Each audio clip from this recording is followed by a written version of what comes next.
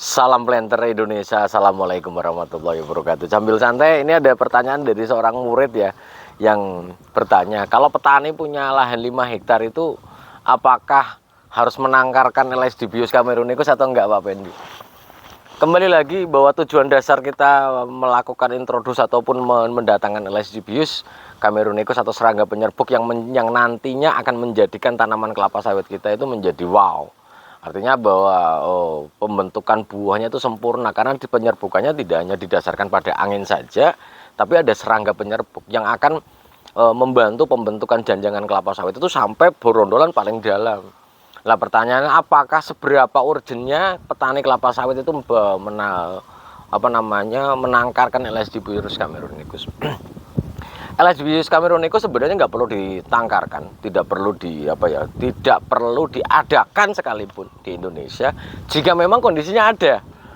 Tapi di beberapa kasus yang ada di lahan kelapa sawit masyarakat, yaitu bahwa ketika menggunakan LSD-Bius camerunicus, bicara tentang LSD-Bius camerunicus, bahwa LSD-Bius camerunicusnya atau serangga penyerbuk itu tidak tersedia dengan banyak, yang disebabkan oleh banyak hal, penggunaan insektisida yang berlebihan karena memang mungkin tanaman kelapa sawitnya itu ada serangan ulat kantong atau ulat api, sehingga kita misalnya menggunakan lambda-cyhalothrin terlalu besar, maka jumlah populasinya juga semakin berkurang LSD-Biusnya. Ataupun hama tikus yang merajalela di mana-mana juga menyebabkan LSD-Bius camerunicus. Dan yang terakhir biasanya terjadi karena bahwa iklim mikro dari tanaman kelapa sawitnya tidak mendukung untuk pertumbuhan yang bagus, misalnya overpruning.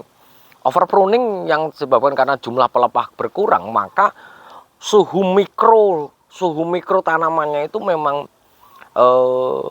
akan menjadi panas di atas 32 derajat, sehingga apalagi terik panas mataharinya terik di atas 30 derajat ditambah dengan pelepah yang jumlahnya tidak sesuai, sehingga iklim mikronya di dalam pembungaan itu yang menjadikan nyaman untuk LSD-Bius itu tidak ada, sehingga ini akan jumlahnya juga akan berkurang. Nah pertanyaannya, jika memang kondisinya sudah berkurang, sekali lagi bagi para planter dan para petani semuanya, coba cek ke ladang Bapak Ibu semuanya, mungkin yang masih bisa terjangkau. Kalau sudah di atas 10 tahun ya memang mungkin sudah tidak bisa terlihat dengan baik karena kita harus manjat. Tapi kalau seandainya pada usia tanaman TM1, TM2 itu tidak ada LSD-Biusnya, maka bisa kita ngambil dari LSD-Bius yang ada di lokasi lain yang jumlahnya cukup banyak. Kita introduce dari sana ke sini. Tapi kalau misalnya mau kita mengembangkan sekalipun tapi tanpa adanya perawatan, ya dia juga pasti akan mati juga. Karena LSD-Bius camerunicus ini mudah hilang. Mudah hilang itu artinya bahwa faktor kehidupannya yang bertahan hidupnya sangat rendah. Ada faktor sedikit yang berpengaruh, maka dia akan hilang. Sehingga kalau menurut saya, ketika para petani memang tidak ada atau serangga penyerbuknya terlalu sedikit atau bahkan tidak ada, maka kita harus mengevaluasi apa yang sudah terjadi di lahan kita, jangan diulangi kembali. Misalnya kayak penggunaan insektisida yang terlalu berlebihan, herbisida mungkin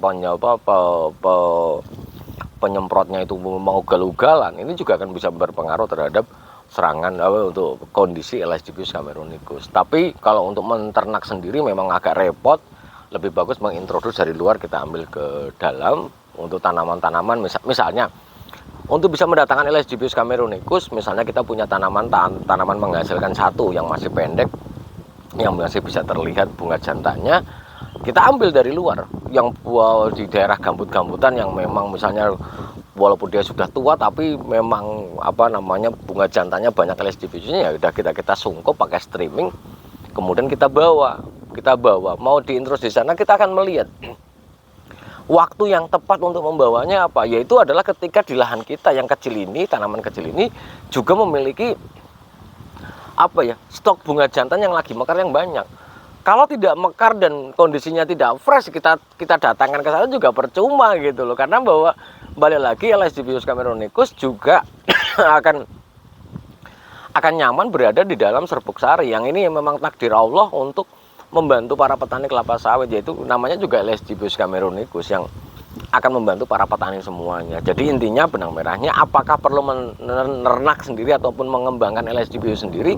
Jawabannya adalah tidak perlu. Selama masih di atas 5 hektar, dan jumlah elevasinya masih kurang, maka kita bisa mendatangkan dari luar, kita sungkup kita sungkup, baru kita bawa ke bunga jantan kita yang masih mekar dan masih segar. Dia biasanya langsung akan main-main di sana tanpa stres, dan jangan terlalu lama dari pengambilan untuk ditebarkan ke lapangan kita. Mungkin itu aja dulu yang dapat saya sampaikan pada kesempatan di siang hari ini. Terima kasih Mas Ian, ini salah satu murid yang lagi training. Pertanyaannya bagus bagi para petani semuanya yang mungkin ada manfaatnya. Terima kasih, salam sehat buat kita semuanya. Salam planter Indonesia. Assalamualaikum warahmatullahi wabarakatuh.